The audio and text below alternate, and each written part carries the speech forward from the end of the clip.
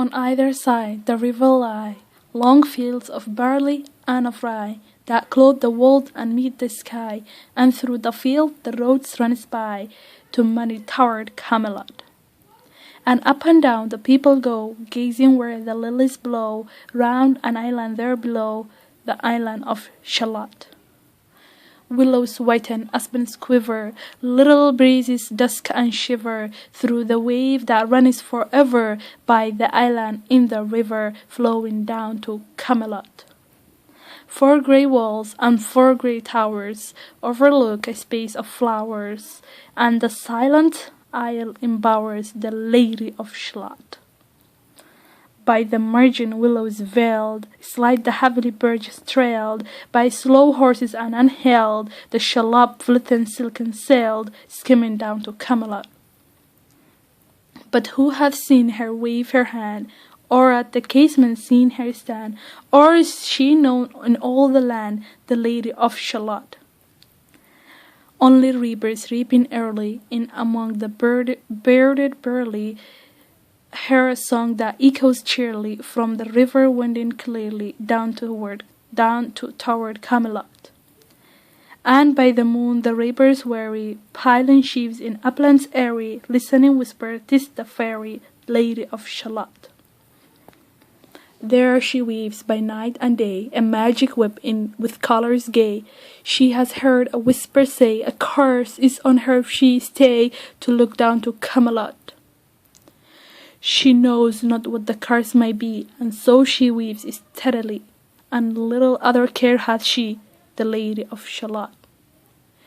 And moving through mirrors clear, that hangs before her all year, shadows of the world appear, there she sees the highway near, winding down to Camelot. There the river eddy whirls, and there the surly village churls, and the red cloaks of market girls pass onward from Shalott. Sometimes a troop of damsels glad, an abbot on an ambling pad, sometimes a curly shivered lad, on long-haired page in crimson clad, goes by toward Camelot. And sometimes through the mirror blue the knights come riding two and two, she hath no loyal knight and true, the Lady of Shalott. But in her web she still delights to weave the mirror's magic sights, for often through the silent night is a funeral with plumes and lights, and a music went to Camelot. Or when the moon was overheard, come 2 young lovers lately wed. I am half sick of shadows, said the Lady of Shalott. A bowshot from her bower's eaves, the road between barley sheaves, the sun came dazzling through the leaves, and flamed upon the brazen greaves of bold Sir Lancelot. A red cross knight for ever kneeled to a lady in his shield, that sparkled on a yellow field beside remote Shalott. The gemmy bridle girdle free, like to some branches of stars we see, hang in the golden galaxy. The bridle bells rang merrily as he rode down to Camelot. And from his blazon's baldric slang a mighty silver bugle hang, and as he rode his armor rang beside remote Shalott.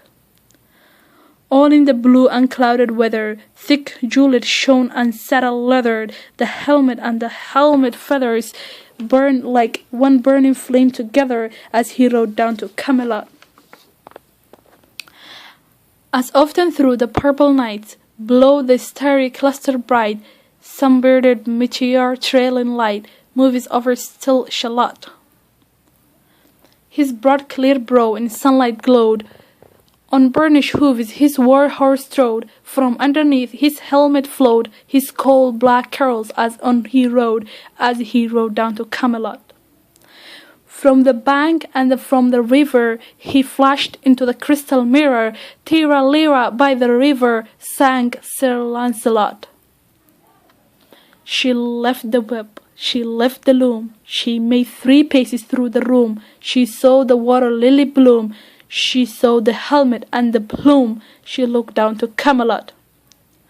Out flew the whip and floated, the mirror cracked from side to side.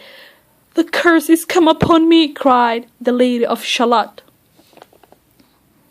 In the stormy east wind streaming, the pale yellow woods were raining, the broad stream in his bank complaining, heavily the low sky raining over towered Camelot.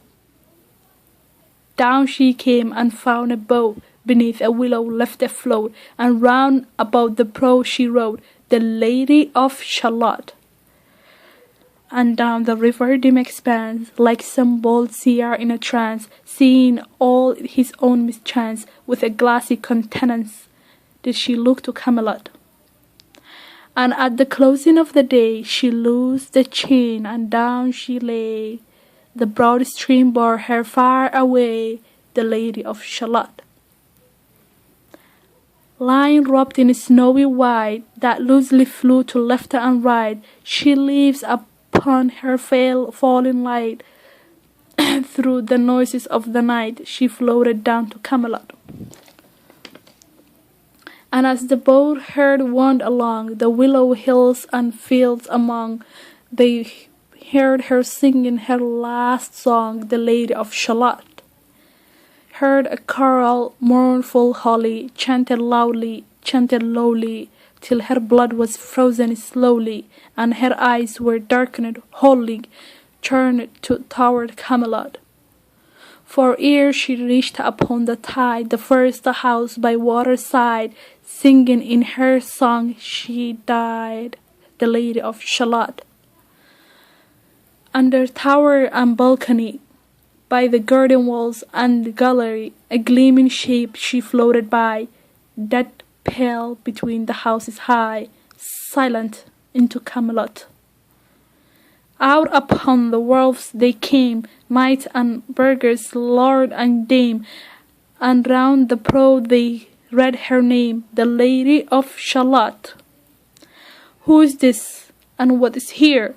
And in the lighted palace near died the sound of a royal cheer, and they crossed themselves for fear.